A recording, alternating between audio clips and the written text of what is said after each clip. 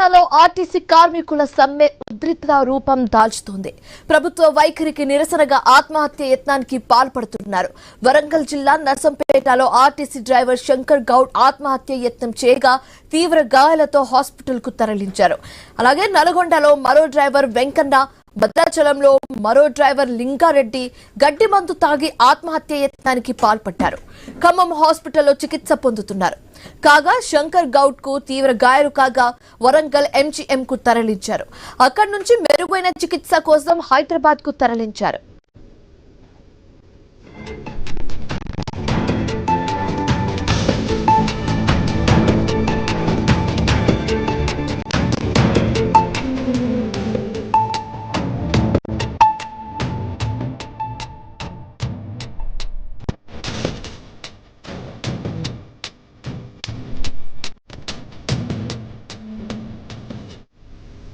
ప్రభుత్వ వైఖరికి నిరసనగా ఆత్మహత్య యత్నానికి పాల్పడుతున్నారు.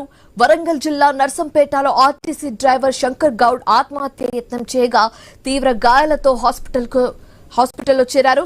అలాగే నల్గొండలో మరో డ్రైవర్ వెంకన్న, భద్రాచలంలో డ్రైవర్ లింగారెడ్డి గడ్డి మందు తాగి ఆత్మహత్య యత్నానికి పాల్పడ్డారు. ఇదే అంశానికి సంబంధించి మరింత తాజా సమాచారం మా కరెస్పాండెంట్ నవీన్ అందిస్తారు. నవీన్, ఆల్రెడీ మనం చూసాము నర్సంపేటలో ఎలా అయితే ఒక డ్రైవర్ ఆత్మహత్య యత్నం చేశారో అదే విధంగా భద్రాచలం అండ్ ఖమ్మంలో కూడా గడ్డి మందు తాగి ఇద్దరు కూడా ఆత్మహత్య యత్నంకి ప్రయత్నించినట్లుగా తెలుస్తుంది. వారి పరిస్థితి ఏ విధంగా ఉంది? పూర్తి డీటెయిల్స్ ఏంటి?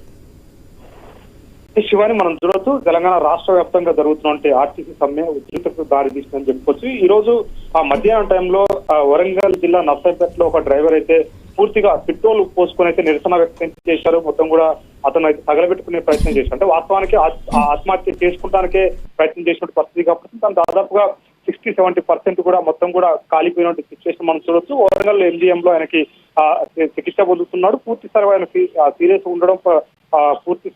ఉండడంతో ఆయన అయితే హైదరాబాద్ కు ప్రస్తుతం తరలించిన పరిస్థితి కాబట్టి అంతేకాకుండా కొద్దిసేపటి నల్గొండ జిల్లాలో కూడా ఒక మరో ఆర్టీసీ కార్మికుడు డ్రైవరు ఒంటిపై పెట్రోల్ పోసుకున్నట్టు పరిస్థితి కాబట్టి వెంబటే అప్రమత్తమైన పక్కన ఉన్నట్టు తోటి కార్మికులు పూర్తి స్థాయిలో కూడా ఆ పెట్రోల్ పోసినట్టు బట్టలు మొత్తం కూడా తీపిచ్చేసి వేరే బట్టలు తొలగించిన సిచ్యువేషన్ కాబట్టి అంతేకాకుండా భద్రాద్రి కొత్తగూడెం జిల్లాకు సంబంధించి భద్రాచలం డిపోలో పనిచేస్తున్నట్టు లింగారెడ్డి అనే డ్రైవర్ కూడా పురుగు మందు తాగాడు. తన ఖమ్మంలో నివాసం ఉంటుండే. ఆయన చేసేది మాత్రం భద్రాద్రి డిపో అంటే కొత్తగూడెం జిల్లాలోని భద్రాచలం డిపోలో పనిచేస్తున్నాడు. ఆయన కూడా కొద్దిసేపటి క్రితమే పురుగు మందు తాగినట్టు సిచ్యువేషన్ కాపాడుతుంది. ఆర్టీసీ కార్మికులది ఏంటంటే పూర్తి స్థాయిలో కూడా వాళ్ళకి పెట్టినటువంటి 32 డిమాండ్లు కూడా ప్రభుత్వం దగ్గర ప్రతిపాదించుకుంటూ అక్కడ పెట్టారు. అప్పటి నుంచి కూడా దాదాపు 42 రోజుల కాంచి కూడా మేము సమ్మెకి వెళ్తామని చెప్పేసి కూడా ప్రభుత్వానికి హెచ్చరికలు జారీ చేసుకుంటూ పూర్తి స్థాయిలో కూడా వాళ్ళు సమ్మె చేస్తున్నట్టు పరిస్థితి కాబట్టి అందరూ కూడా అంటే ఇక్కడ ఉన్నటువంటి ఆర్టీసీలో ఏ సంఘమైనా సరే అన్ని సంఘాలు కలిసి జేఏసీగా ఏర్పడి పూర్తి స్థాయిలో కూడా వాళ్ళైతే ఏదైతే ఉందో దీనికి సంబంధించిన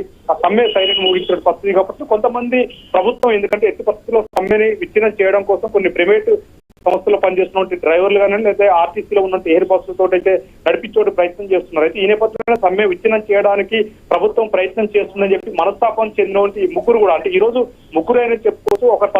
ఒక పరిస్థితి విషమంగా ఉంది. అదేవిధంగా భద్రాద్రి జిల్లాకు సంబంధించి భద్రాచలం డ్రైవర్ పరిస్థితి కూడా ఆ విషమంగానే ఉందంటే చెప్తున్నారు. ఎందుకంటే డాక్టర్ అబ్జర్వేషన్ లో పెట్టినట్టు సిచ్యువేషన్ కాబట్టి లింగారెడ్డి పురుగు మందు తాగాడు కూడా చాలా కష్టం అని కూడా చెప్తున్నట్టు పరిస్థితి కాబట్టి ఈ రోజు అంటే ఖమ్మం జిల్లా, ఉమ్మడి ఖమ్మం జిల్లా, ఉమ్మడి నల్గొండ జిల్లాతో పాటు ఉమ్మడి వరంగల్ జిల్లాలో కూడా ముగ్గురు డ్రైవర్ల పరిస్థితి విషమంగానే ఉందని చెప్పుకోవచ్చు. ఏదైనా ప్రభుత్వ నిర్లక్ష్యమే అని చెప్పేసి కూడా డ్రైవర్ల కుటుంబాలు వాపోతున్నారు. ఎందుకంటే గతంలో ఇప్పుడు ఏదైతే ఆత్మహత్య ప్రయత్నం చేస్తున్నారో అందరూ కూడా సీనియర్ డ్రైవర్లనే చెప్పుకోవచ్చు. వాళ్ళు దాదాపుగా విధిలో చేరి 20-25 సంవత్సరాల కంచి కూడా వాళ్ళు సేవలు అందిస్తున్న పరిస్థితి కాబట్టి మొదటి నుంచి కూడా వాళ్ళకి ఆర్టీసీకి సంబంధించిన అనేక డిమాండ్ల మీద వాళ్ళు చాలా సార్లు కూడా ఇలాంటి సమ్మెకి వెళ్ళారు. కానీ ఈ సమ్మెని ఏదైతే విచ్ఛిన్నం చేయడానికి ప్రభుత్వం 2వ రోజు జరుగుతున్న సమ్మె 2 రోజులకు చేరిన సమ్మెనే పూర్తి స్థాయిలో కూడా విచ్ఛిన్నం చేయడానికి వాళ్ళ డిమాండ్లను పూర్తి స్థాయిలో కూడా తుంగలో తొక్కడానికి ప్రయత్నం చేస్తుంది. ప్రైవేటు డ్రైవర్లను తీసుకొచ్చి ఆర్టీసీ బస్సులు నడిపేటువంటి ప్రయత్నం చేస్తుంది. ఈ నేపథ్యంలో మనస్తాపానికి చెంది మాత్రమే వాళ్ళ డిమాండ్లు ఇక నిలవేరుతాయి, వాళ్ళ కోరికలు నిలవేరవని చెప్పి మనస్తాపంతో ఇటు